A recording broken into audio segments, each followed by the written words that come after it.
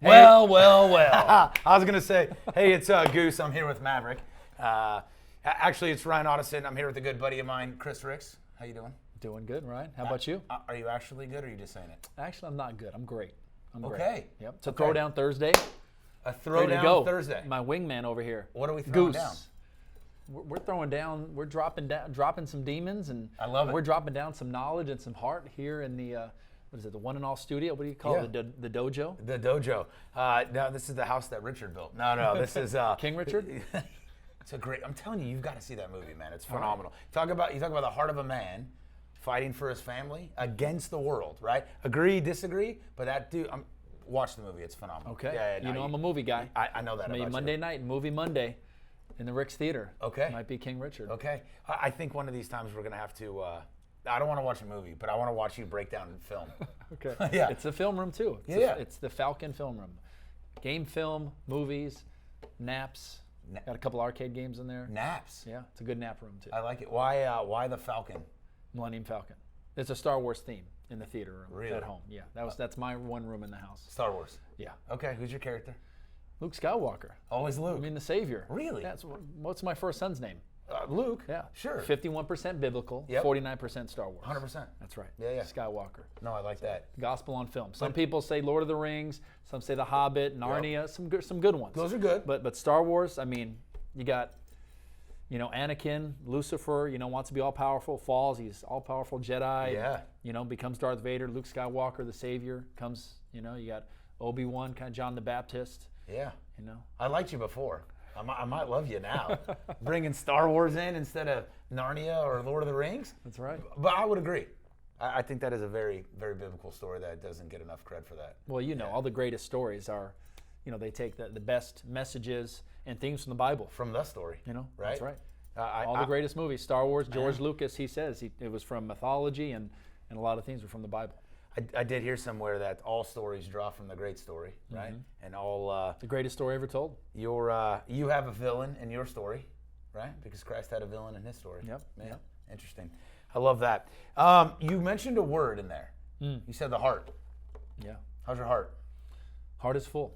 Heart is full. Good. Yeah. Yeah. I like that. Yeah. You like Healing as well. okay. Healing as well. As you know, my father passed away just weeks ago. Yeah. So the heart is definitely healing and processing, but it is healing. Good. And Lord has been sustaining me and Anita and the kids, in this season of life. Yeah. Thankful my father knew the Lord. I know where he is. I know I'll see him again. I miss him. But continue to fight, in his memory and his legacy. And I know I'm a part of his legacy. When your father passed, were you guys close? Yes.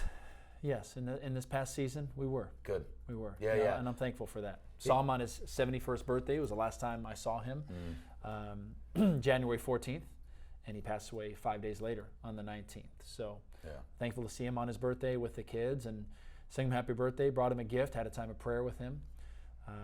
So thankful for that. How much easier did it make your father passing? And not the cheesy corporate church answer, right? But look, loss is loss. And until you experience it close, right? You might lose this person or that person, but until it gets you, right? How much easier did it actually make you knowing that your dad was going to heaven? Oh, all the difference in the world. Anita and I talk about this, my wife, and I'll say it with men and other people. Like, life is hard enough with faith. Like, as a believer, life is hard. Yeah. I don't know how people do it without faith, without that hope of a parent, a sibling, a spouse. That they don't have that hope that they're going to see them again when Christ returns. It's hard with it. So I often tell people the Christian life is, I think, the hardest life, right? Because of carrying your cross, because of fighting, because of the sacrifice, because of life not being about you. Yeah. But it's the greatest life, and it's the most rewarding life, and it's the only way I can live life the rest of my life. How long ago did you come to Christ? 21 years. Okay. August of 2001. So August this of coming 2001. summer will be 21 years. Yeah. Wow. After my freshman year at Florida State, Pastor Ron Miller, Adrian Crawford, the Champions for Christ ministry, which was really birthed out of the Every Nation Church, which was an international church, but the one at Florida State in Tallahassee is really the one I got plugged into. Pastor Ron Miller really took me under his wing. He was a star basketball player in the 90s with Charlie Ward, Sam Cassell, Bob Sura, these guys. They made the Elite Eight. And instead of going into the NBA, he went into full-time ministry and was a part of the Every Nation Church family at Florida State. And when he first saw me, he tells a story. When I saw Chris Ricks, this freshman, cocky quarterback from California. You? I said, that me, that's right. That's hard to believe. Believe it. I do. He said, I saw myself. And he said that he heard God say, you've got to take care of this guy. You've got to take him under your wing, get a hold of him. So I went to FCA at Florida State because Coach Bowden said, now, man, there's going to be the FCA after practice. We didn't know what the FCA was, but he said there's going to be pizza and milk and cookies there. So we're freshman football players, like free food. Free food, right? We're going, right? Yeah. So, and that's where I got to hear guys like Deion Sanders share about their faith, who I didn't even know was a Christian. Primetime gold chains and everything. Yeah, when you told me that a couple weeks ago, my jaw hit the floor. Yeah, but he was retired from the NFL, had become an ordained minister, and now was sharing his testimony and sharing the word. And he came back to share, and I said, I want to be like Deion as a star athlete, here at Florida State and maybe the NFL, but I just started getting a different vision, hearing guys like Deion Sanders, Ron Miller, Adrian Crawford, Charlie Ward, different people who had played at Florida State, who were stars there, but now talk about life as a husband, as a father, as a man of God. And I say, I want to be like that. And you just start getting a different vision for your life, not just as an athlete, but as a man. What pulled it? What clicked it? Right? Because look, I'm busting your chops about being a cocky guy coming out of California, right? But you earned it a little bit, right? What did Coach Bowden tell you? First, he doesn't recruit out of the South, and he came to California. Yeah, that's right. Now, son, I'm coming here to California to recruit you, and it's the first time I come out here. I stay in the South. We in Florida, Georgia, Louisiana, Alabama. So if I give you a scholarship, son, you better come. Yeah. So when a legend like Coach Bowden, they won the national championship my senior year. They're number one. USC, UCLA is kind of in the middle, the Pac-10 at the time. Okay. Paul Hackett at USC is on his way out. They say Bob Toledo at UCLA is on his way out. They recruited me to come in and replace Cade McNown at UCLA. Carson Palmer, who I followed in high school at Santa Margarita. He went on to USC. I came in and played quarterback there. I knew how great he was, so I wasn't going to play for at least a few years. And I wanted to play right away. And just getting to know Bobby Bowd and Coach Mark Richt, another man of God who was recruiting me, who I really built a relationship with, let alone that they were number one in the country. That's why I signed with Florida State. And I thought it was to go there to play football, which it was. I was blessed to start and play there for 4 years. But it was a lot bigger than that. So you're a senior in high school, local boy. Yeah. Right? San Gabriel Valley, went to Bishop Vermont High School. Vermont, right? That's where I was going. 96, 97, 98. Was a knucklehead taking shortcuts, so unfortunately I had to leave after my junior football season. Halfway through my junior year, I had to leave the school. And that's where I transferred to Santa Margarita in South Orange County. But grew up in Arcadia, and then went to Bishop Vermont High School in West Covina. So when you're acting a fool as a senior in high school, do you know the Lord? Are you a committed follower of Jesus? No. I was a CEO Christian, as you know. Christmas and Easter only, right? Sure. That's when we would go to church growing up. Okay. Sometimes on Mother's Day to honor my mom after she passed. She died when I was 7 years old due to cancer. So I was born and raised in New York, as you know, a Yankee. Let's go Sox. Come on, Sox. All right. Okay. Hey, not everyone's perfect. I know. That's why we got Jesus. That's right. We need him. We need him. Red Sox. So. My mom is diagnosed with cancer at a small hospital in upstate New York, and they say, you know what, it's pretty advanced. We recommend that you get her out to this hospital in California called City of Hope. And that's what brought us out here. God bless the people there. I believe they did all they could. But less than a month of getting out here, my mom died. 1989, I'm 7 years old, dies of cancer.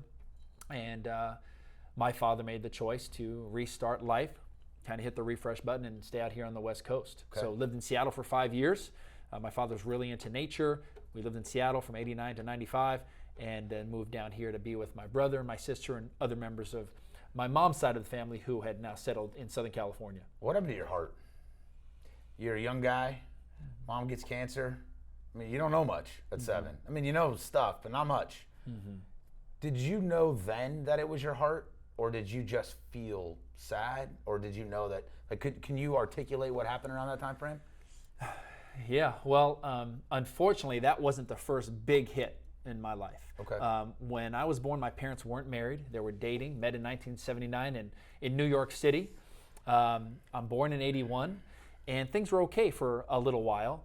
I remember, us going to the beach, and I've seen pictures and videos of Carnival Cruise and the Caribbean and New York City and Yankee games and different things that we did for the first few years. Yeah. But then unfortunately, my parents separated.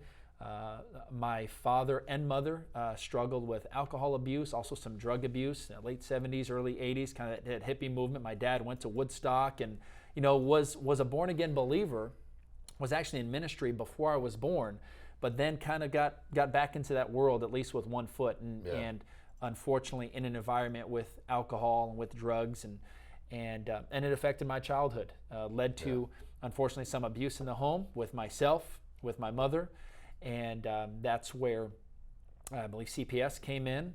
And before you knew it, I was in the foster system. Yeah. While my parents were in family court working out who little Chris was going to be with. Yeah. You have a couple here that's not married, and there's issues at home. So I lived with 2 foster families over the course of about 6 months. They were very nice people. I can remember them. I can remember the smells of the home. I can remember Pop-Tarts in the morning. Wow. I can remember oatmeal, cream of wheat, cold mornings in New York. I remember being sad, even at early age, 5, 6 years old, feeling depressed, feeling, is this what life is all about? Where's mom? Where's dad? I want to be home with one of them, right? Yeah. And this is all pre-7 years old. Yes, this is around 4 or 5 years old. So I end up living with my father during the weeks, going to school, with my mother on the weekends, and then shortly after that we get news that she has cancer. So heart's going through a lot of things early on, 4, 5, 6, and then leading up to 7 years old. 1989, Chris Rick, 7 years old, life isn't looking too great. Yeah. So heart comes at you early, or heart damage of your heart comes after you early, 4 to 6. Yeah, up and downs. Mom passes at 7. Another attack on your heart, right? Yes. Then suddenly you're dragged up to Washington, dragged down the coast, right? Your dad's just trying to do as best as he can, right? We were talking earlier. I think the camera was rolling, and nobody said. And this is what I was going to ask you too. Is when you came to Christ, nobody said, "Hey, Chris, you came to Christ, sunshine and rainbows now." Right. But that's the perception. So you're a senior in high school. What all did you know, could you even tangibly express that there was some faith-based components to you going to Florida State, or was it all football? Well, backing up a little bit, if we go look at 1990-91, I'm in a private Catholic school in Seattle. I remember getting baptized, I believe, in 2nd grade. We have pictures of it. I'm getting baptized in the church there. My father's on his knee. I'm in the big tub. I'm being submerged by the priest. Okay. So, and my father planted big seeds. We would always pray at night. He'd read me Bible stories. I watched the 10 Commandments so many times growing up. It's still one of my favorite movies. I just showed it to Luke and Bobby and Chrissy recently. Okay. Thought maybe they could handle a 3-hour movie. A 3-hour old movie. Yeah. Right? We just went through your love of Star Wars. But it is good. I mean, Prince good. of Egypt is great, and they've seen that many times. Okay. But this is another level, tells a little bit more of the story, and I just love Charlton Heston. Come on. That's why they brought him in Wayne's World too, remember? Yeah, of course. The guy in the gas station couldn't deliver the lines great, and they, Mike Myers, can we get a real actor? And they bring in Charlton Heston, just changes it. It's over. So, and let alone Yul Brynner. I mean, Ramses. One of the greatest roles and acting jobs in my opinion. Okay. So my dad brought me up in the faith. Again, he was in ministry before I was born. He had a heart for Christ. Just there were some things he couldn't cut off, that he couldn't stop. But that's good, right? Because people talk where they think, oh, I have to be perfect to know Jesus, or I got to fix myself before I show up in church, right? Yeah. And you're saying here's a man who fought for me as best as he could, right? I knew that my dad had problems, and those problems weren't healthy for me or my upbringing, but yet here he was doing the best he could with what he had and planting seeds. taking you to church, showing you the movies, knew that there was a better way, but couldn't shake the addiction. I don't want to say there's grace and mercy that we give our parents, but there should be some grace and mercy when we look at our parents and we don't like the way they raised us, or we're like, oh, well, if this happened to me, that happened to me, but if my parents would have done this or that, like, listen, man, I guarantee I could pull some more out of you, but it doesn't matter in terms of pain and sorrow, because we all have some, but we didn't all have a dad or a mom who, while they were at the same time hurting us, at least trying to get us into church, at least trying to get us to know Jesus, right? I mean, you got baptized, right? I mean, I'm guessing that was your choice. Your dad didn't hold you? No, it was more of his choice. Was it? I'm a second grader, and I had gone to Catholic school up to that point, and really all the way up through senior of high school, and it's what you did, right? You did a confirmation, you did the classes, and now it's time to get baptized. And I'm sure my heart was in it. I didn't resist it or say I don't want to do this. Okay. But I wasn't fully aware of what was going on. I wasn't counting the cost. Right. So that second grade, I go through private school. And again, those seeds were there. My father, stockbroker in New York, growing up in the 80s, and high pressure, not a ton of money, inconsistency, moving around from apartment to apartment. We lived in the city when I was young. We lived upstate. We lived on Long Island, Garden City. We lived in Long Beach, kind of all over in just 7 years. So not a lot of stability as far as putting roots down. Yeah. But like I said, prayed every night. Read me Bible stories, showed me Christian movies, the Ten Commandments, the Ben-Hur's, the greatest story ever told. Yeah. And those stuck with me. It's probably a big influence on why I love movies so much. But I do remember senior year of high school going to a Kairos retreat, which is something that had started at Bishop Amat. Okay. It was a Catholic retreat in the mountains. Okay. Probably similar to training camp for high school students. And ironically, it had now made its way to Santa Margarita. So it's only for seniors. So I didn't go at Bishop Amat because I was a junior. Yeah. But now as a senior at Santa Margarita, I went on this Kairos retreat. And it really did impact me. It was one of my first mountaintop retreat experiences, probably my first retreat. And this is my senior of high school, 1999. And I remember being with Dr. Hemingway, who was a principal at Bishop Amat years before. Now he's a principal at Santa Margarita. So really cool how God works. And obviously he knew that I went to Bishop Amat. He probably knew that I was kicked out of school and felt the responsibility to kind of take me under his wing. And I remember finishing one of our baseball games in the spring. I couldn't go in the fall because of football season, but we finished a baseball game in the spring. He drives me up the mountain to this retreat. Love that. And then as soon as it ends, he drives me right back because we had another baseball game. And God showed up, and I remember there's something different here. I want more of whatever this is, this Jesus, this faith. Yeah. There's more to life than just sports. And that was really a kickstart in my faith journey as a senior in high school. And then a few months later, I had the privilege of being asked to come and now be a leader on that retreat right before graduation. And that was really cool. And still, hadn't laid everything down and gosh, I'm going to walk this thing out, but God was really starting that process of softening my heart. What changed? So senior, go on retreat, they invite you back to speak. You had to do something different. You had to show them something. You couldn't just speak differently. What can you attribute that to something? Was it a shift in your head knowledge? Was it a shift in your heart? Where was the shift? You said I need to start acting differently. One might say James 1:22, right? When did you just start being a doer? Well, I think part of it was my influence as a star athlete, quarterback, and baseball player at Santa Margarita, where, hey, Chris went on this retreat. He really liked it. He talks about it. Let's have him come back and be a leader. Perfect. I'm sure that was part of it. Okay. But I was also open to that, where I could have said, no, I've already gone. Yeah. I'm going to hang out and spend this weekend with my family or my girlfriend or do something else. Yeah. So God was definitely working on me and tugging my heart to where you need to go back. You need to go deeper. And as we know in leadership, it's different when you're in a leadership role. There's more expected of you. Anyone who's built for that wants to do more, not mail it in, and there's going to be more responsibility, more accountability. And I remember just going a little bit deeper as a leader now, and this is right before I'm going off to Florida State to really start a new life. Had you already committed to Florida State when you went to that camp, up there to speak? Yes. Okay, so let's be real. There's a little flesh in marketing in this, right? Here's the star guy, commit, going out. You're a draw, right? But what you said I think is critical. They say if you want to know something, you want to learn it, teach it. Because you've got to prep, right? So I'm imagining that's what you were alluding to is you were like, oh, I'm excelling in athletics. And so in order to excel in athletics, repetition, you've got to know the playbook. You've got to know. So I got to imagine there was a little bit of research done as you prepared to go back up there, which brought you a little deeper. Yes. Yeah? Yeah. But I also like that you said we keep going back to the heart. I love it. So you said it softened your heart. Could you feel it? Like, could you actually feel yourself go, or you could feel yourself letting people in a little deeper? Like, could you tell the walls were either coming down or separating a little bit for people to get in? Could you feel that then? Oh, definitely. Yeah. Definitely. With what I had gone through in that past calendar year of getting kicked out of a high school, having to move from LA County to Orange County, kind of start all over again, make new friends.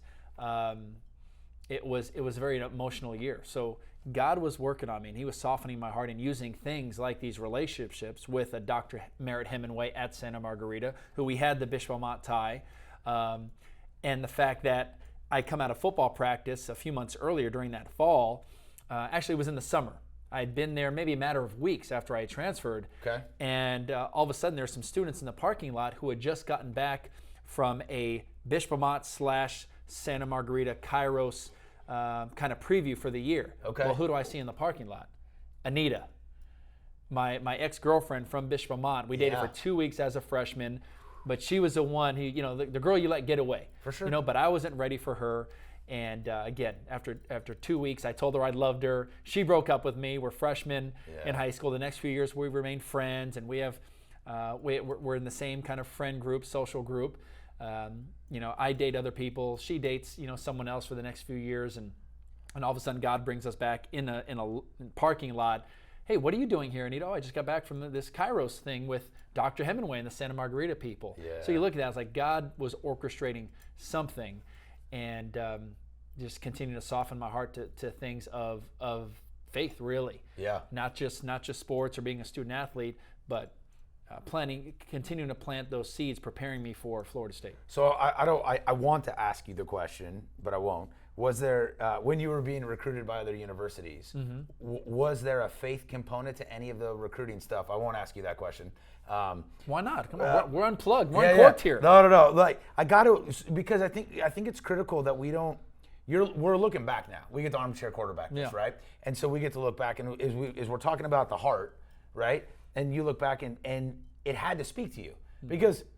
Come on, QB1, don't you want to go to USC? Let's go fight on, right? You got the Bears right up the road. Like, the flesh, the world, the ego is telling you, you get to be this guy, right? And yet, I believe, right, because your dad had planted good seeds, because God was orchestrating stuff for you, right, suddenly this other coach comes up. Now, there's a little ego stroke. I'm going to be honest with you. Somebody flies across the country and says, I'm coming for you, and I don't ever leave the South. Right. My head's about this big, you know what I mean? Sure. But I wonder how much of when he said there's this faith component to it, how much of that might have actually sparked your heart and said, I can do both. Yeah. I thought I was going to go to USC or UCLA. Growing up here, at least since my, middle school years, at least being here for a few years, going to those games with my dad, with friends, going on visits there, that's where I thought I was going. Stay in the sunshine. Is it going to be USC? Is it going to be UCLA? And thankfully, I was recruited by both of those schools. But no, there wasn't a faith component in there in that recruiting process. And with Coach Bowden and Mark Richt, it wasn't really my heart, it was my dad's. My dad really loved that they were men of faith. Yeah. So, number one, they were the top team in the country. Number two, my dad was always talking about, hey, Florida State, Bobby Bowden, he's a Christian man. Mark Richt, he's a Christian man. Like, that really spoke to my father, and of course had an influence on me. Yeah. So I could tell that's where he wanted me to go. And when you're getting these handwritten letters from Bobby Bowden, and they're gold stamped with a Florida State Seminole head on there, it's different. Then it's different. You go to the football in the South, it's different. Yeah, Games at the Coliseum at UCLA for USC are great. Games at the Rose Bowl for UCLA are amazing. And I was thankful to go to a lot of those games. But there's so many other things here in Southern California, right? You've got Hollywood. You've got the music industry. There's so many other things. In the South, football's a religion. It was different when I went to a game there and saw the passion. And you saw, a Seminole Indian on a horse with a flaming spear thrown into the ground. It was different than a Trojan sticking a sword at midfield. Yes. But again, it was really where my father, he really wanted me to go there. And surprisingly, it's 3,000 miles away from home, 3,000 miles away from him. Now, while I was very intrigued by that, Sure. being on my own, having my freedom as I thought it would be. It's an adventure. Surprising that my dad would want that. But it was the Lord definitely working behind the scenes to take me somewhere to where I couldn't be dependent on my father. I couldn't be dependent on my friends, my girlfriend, where I needed to be dependent on him because it was just me. Might have taken you to a land that you don't know yet, right? And it was a land I didn't know. Florida State, it's not Miami. It's not Orlando or Tampa. It's not Miami, It's South Georgia. Right. Right. You wouldn't think you're in Florida if you go to Tallahassee, Florida. Yeah. No, that's good. It's interesting because, again, there's something about what you do now with Fellowship of Christian Athletes, how you pour into the youth, right? I watch you with your own sons. But this father-son dynamic, right? And we, look, I say all the time, you have the ability to bless somebody or curse somebody. You don't really have we're doing this. Right. And I hope that when we're done here, you feel blessed, not cursed, right? You either get better or you get worse. You don't say the same. That's it, right? And so I'm not trying to be the lukewarm water that gets spit out of his mouth. You know what I mean? But for us to, as we keep walking down this trail with your dad, a lot of people will get hung up. I would say a lot of people today are hung up with stuff that was out of their control. My dad did this to me. My mom did this to me. I should have had this. I deserved better. Why didn't they? How come, right? Victim mentality. The victim mentality. All the whamboos, right? All the victims. I was in it for a long time. I'm sure you were. Yeah. Look, some people might say rightfully so. But what I love is that even at every turning point, major turning point, your dad was fighting for you to know Jesus. Now, I got Catholic jokes all day long, but they're only bad jokes, right? But even then, he's still fighting for your heart when he could have had his own ego stroke. In Southern California, my son's a quarterback over at USC, right? Sure. But instead, he said, man of faith. Go to where the faith is. Go to where the faith is, right? And you had that. You said it. You had a victim mentality for a little bit, and yet looking back, your dad was fighting the fight, right? He was fighting the fight for your heart. He might have been wounded in it at the same time, but he saw further down the field than you did. Sure. Right. Yeah. And I wish my dad would have fought more for himself, and he did a lot. Looking back, I wish he would have fought some more of those battles on him for himself. But yes, he fought a lot for me, wanted the best for me, and that's why you heard me say it at his funeral as memorial service, which I'm always grateful for you being at. Yeah. That the heart of the matter was a matter of the heart, and I believe, maybe not every time, but most of the time, that his heart was in the right place. And that's why there's things that my father did, which I'm going to build on and do differently for my boys, as I already have as being a father for the past 13 years. But there's also a lot of things that I have taken and have adopted and have done with my children. Yeah. So, as always, we want our kids to have better than we have, right? Any good parent wants that. Yep. And there's a lot of things that I have done differently and will do differently than my father did. Yeah. There's also a lot of things that I've taken from him that I do with my children that I will continue to do with them. That's a cool perspective to be able to look back and say, okay, I know that I used to have the victim mentality. I don't want to have it anymore. I'm now raising boys, right? And I know that there are, I tell my kids all the time, you got to be better than me in all things. If you're just equal to me, you fell short. Like, I'm the new floor, right? You got to get better. And I think they've done that. I think my son's, he's 19 now, he's almost 19, and he's trying to, he's in that stage, right? Like, where am I and how am I going to impact the world? He's an athlete, water polo player, and so he's navigating that as well, wears and lives out his faith well. But he'll tell you where I hurt him, right? He'll tell you where I got him.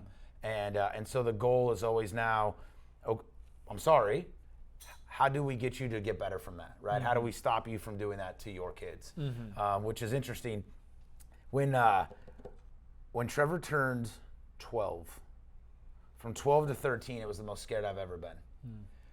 I didn't know how to parent 13 on. My dad, we all got a sad story, right? My mom and dad are still married. I love the old guy. He's one of the most contentious, angry, bitter men I've ever met in my life, right? Wants to be joyful. And honestly, he's one of the most poetic, romantic dudes. Like, I think the purity of my dad is probably writing poetry, singing songs, telling love stories, and it just comes out angry, right? And so knowing that about myself, I've tried to navigate it. But he got hurt on the job. Arizona's a right to work state. If you get hurt, sorry about your luck, get better. And he tried to work, but he physically did. I mean, he got wrecked, right? Sandwiched between a forklift with a load of lumber and a truck. Like, the fact that he didn't get cut in half and die on the scene was only by the grace of a Goodyear tire that was imprinted on his inner thigh for a while, right? I'm just kidding, got it. That was him. But I lost him then, right? So even though I might have not appreciated him when I was younger, he was there, right? So even if I didn't like his answers or I didn't like his approach, I knew I could at least get to him, right? But I couldn't get to him anymore. And so there were no what do I do when Trevor turns 13 stories. Pre-13, I could say, right, hey, my dad did this wrong, I'm going to shift fire here. Hey, he did that right, I'm going to build on it. Yeah. 13 hit, and I knew it was coming. I was terrified. I had no idea how to engage. Because from about that age on, I had to start figuring out how to do it on my own. You didn't have access to the Father anymore. No, and he wasn't Christmas and Easter's, right? There was no, hey, even though I'm jacked up, I'm still going to try to get you baptized. I'm still going to try. There was nada, right? Mom's going to work to try to keep the lights on. Dad can't work. It was a mess. Have you hit that point yet with the boys? Like, have you felt that internal feeling yet? Like, or did you still have them pushing you through high school, so you still got some left and right boundaries how to work on your dad? Or are you starting to realize as Luke gets older and hits that teenage years, are you starting to feel the inner uh-ohs? I don't know how to navigate this or navigate that well, or do you still have stories from your dad to draw on? You know, I think I still have stories of dad to draw on, and Luke just turned 13 a few weeks ago. Yeah. So, and he's a young 13. He's such a sensitive boy. I think he's going to be our future, pastor, worship leader. He already has such a minister's and servant heart, and that's why he may not be the top of his class athletically, but I'm just so darn proud of that boy. And Anita and I just talked about how proud we are of him because of his heart, and he's a sharp kid. Yeah. But it's really his heart that stands out. God gave him such an amazing heart, as I believe he did with all of our kids. But Sure. I always talk to Luke and I just say, son, you've got a great heart, man. Yeah. Like, don't lose that. Like, hold on to that. Yeah. It's one of the greatest qualities we see him in as a young 13-year-old. But it's good. Yeah. Right? The heart is good. And it's what takes the most damage. Right? A lot of people, I still think, try to anchor behavior modification, laws, sort of the structure with man has a bad heart. The heart is evil, right? And they quote the Old Testament. And then we quote the New Testament, and in you I will place a new heart, right? Right. I mean, I would say that where's the Holy Spirit and where does Christ dwell within us? In the heart. Yeah. Right? Why does Proverbs say, guard your heart above all else? Right? For it is the wellspring of life. Yeah. Well, if the wellspring of life is Christ, then of course we got to guard the heart. And where do the arrows come? Right at the heart. Right? It's interesting. A lot of times from those who love us most or who are nearest and dearest to us. Yeah. If we get an arrow from someone we don't care about and it's not our friend, it may hurt a little bit, but it's gonna hit us and fall right off. Sure. Right? If it's someone that we love and we're close to, it's gonna stick in there, and Yeah. it's not always easy to take out. The old story, or not story, I heard a saying that the devil will use those closest to us to do the things to us he can't do. Yeah. But likewise, he will use us to hurt other people that he can't get to. Yes. Right? And when I started to realize what that was, and I would hear things come out of my mouth and realize the pain I was causing, I would realize that it took me a while to figure it out. But I was like, I literally just executed well on behalf of Satan. What a horrible realization, right? And I would watch people hurt, and I'm like, oh, right? In the moment where I should have fought well, instead I gave over to the devil, anger, rage, sadness, right? Whatever I was, and just threw that, bless him or curse him. And when you realize that you get ran by the devil, man, it hurts the heart a little bit. Yeah. I love the description of the heart, or the idea of it, right? And I think it's why you and I were talking, I don't know, we were breaking bread somewhere, and I said, Chris, I can feel it in you. Like, you're ready to go. It is, look, having a cool pedigree is fun, right? I wanted to invade Iraq because I wanted my kids to read the history books and be like, yep, my dad did that, right? Right. Like forever now, Yeah. in Marine Corps history and in U.S. history, right, world history, they'll be like, yeah, I did that. I can't take that from you. Can't take that from you, right? Yep. So same thing, Florida State, 3 national championships, right? Get recruited in the NFL. Having a Conference cool, championships. Conference championship, sorry, buddy. Understanding that pedigree is fun. And I would talk about, I like to go after the warrior heart of a man, right? That we all have a warrior heart. And I met you and I was like, Chris, there's something going on with you. Like, well, I can feel you want out. Like you're ready to go. And you pulled up your phone and you showed me a photograph. And what was it? It was a graphic I had made, Yeah. The Heart of a Champion. The heart of a champion. I don't know, right, how you have a warrior heart and you're not a champion. And I don't know how you earn a championship heart without having a warrior heart. Because as you and I talked about, we didn't get baptized, we didn't come to know Jesus, and all of a sudden it was sunshine and rainbows. In fact, one might argue that's when our eyes should have been opened to the battle that is being a Christ follower. Right. I love it. So let's do this again. Yeah. The heart of a champion. Yeah. And really where I think it comes from, and we're talking a little bit about it, is trauma. You know? Ooh. Tell me more. Well, as I coach now, I remind our students, our players, I remind my boys, I remind myself. I say this at least once a month, if not more. Everybody gets knocked down. Yeah. But only champions get back up. And it's hard, I think, to have the heart of a champion if everything's been handed to you. Yes. If it's been easy. It's hard to be a warrior if you haven't been in a war. Right. What do they say? You can't have a testimony without a test. Without a test. So I step outside and I look at my life. Well, where did I get that heart from? It's from my Heavenly Father. He created me. He made me, right? Yeah. And he had to have built me for battle because I've been through some battles. Yeah. My parents, early on, separation, foster home, had to get back up, had to go back to one of my parents and had to keep on living, even at times where I wasn't sure I wanted to live. Yeah. Mom passes away, get knocked down, have to get back up. All right. Middle school, get bullied at times, even as an athlete, not hanging out with the popular crowd. Yeah. The enemy comes after you, even as an early middle school student athlete, got knocked down, went into a depression, had to get back up. Go into high school, date the beautiful freshman head cheerleader. Sure. Get broken up, get knocked down. Yeah. Had to get back up. Hey, I like the way you said that. Get broken up instead of got dumped. But that's all right. I wasn't going to flick you in the wound. Yeah. Either way. It's terrible. Sorry A few years later, taking shortcuts in the classroom. Man. Again and again. Because I don't humble myself. God not only humbles me, he humiliates me. Yeah. And I get kicked out of a school I've been in for 3 years. Have to leave my teammates. My girlfriend at the time, talked about having your world rocked. And got knocked down. Had to get back up. Had to go back, and get back in school, new friends, new place. And had to go back and visit my girlfriend and my friends, which was very hard. I let a lot of people down. Yeah. You had inflicted some wounds in other people's hearts. Exactly.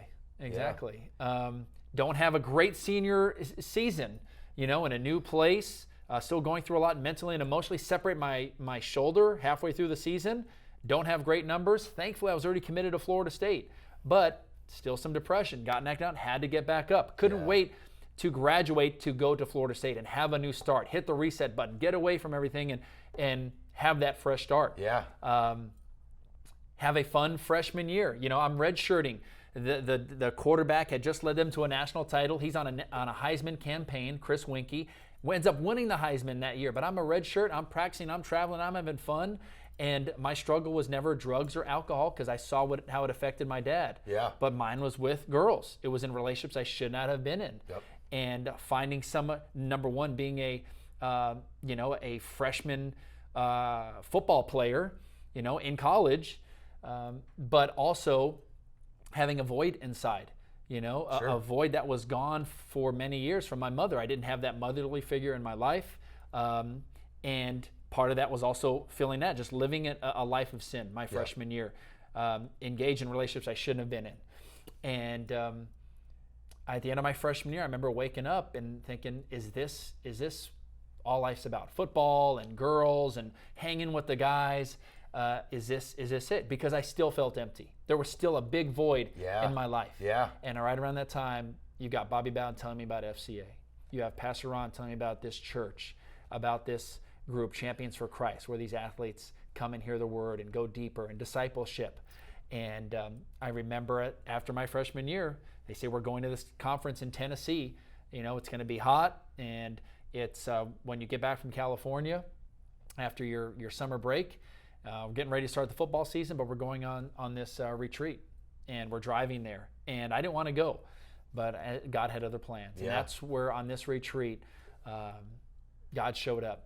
And it was an FCA retreat? It was a Champions for Christ, Every Nation Church retreat in Bethel, Tennessee. Okay. And that was where I just got on my knees and I was like, I want to do this. Yeah. You know, I don't want to just be a hypocritical Catholic or Christian.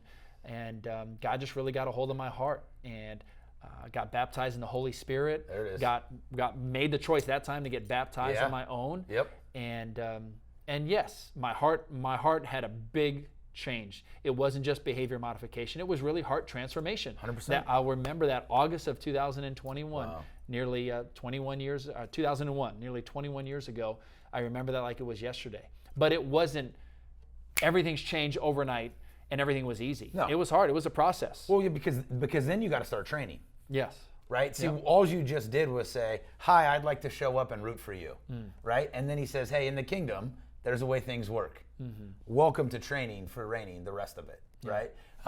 You know, it's funny, I don't care if you're a man or if you're a kid, right? We love our youth. You're out here with FCA, but you were telling just some of the story. And in my head, I just kept hearing that this is the reality of when you hear pastors or preachers say, you were created for a reason, hand-stitched in your mother's womb, and you're 14 going, what are you talking about?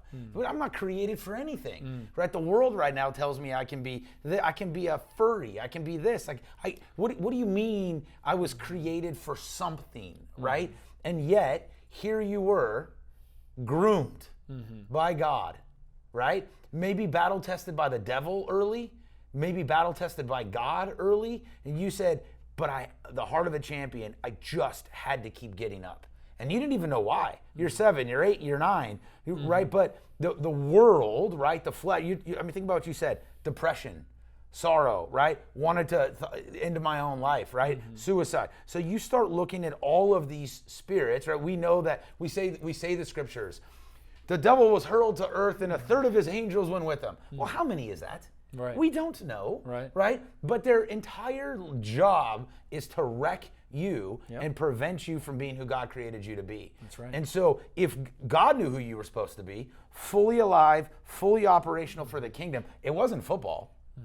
It was, right? Now, he might have said, hey man, here's a shiny object to get people's attention and then bring them to Jesus, right? But he literally was building you this entire time, and the devil knew it, and he just came, and he came, and he came. And so to be able to say, hey, young men and women, hey, old men and women, right?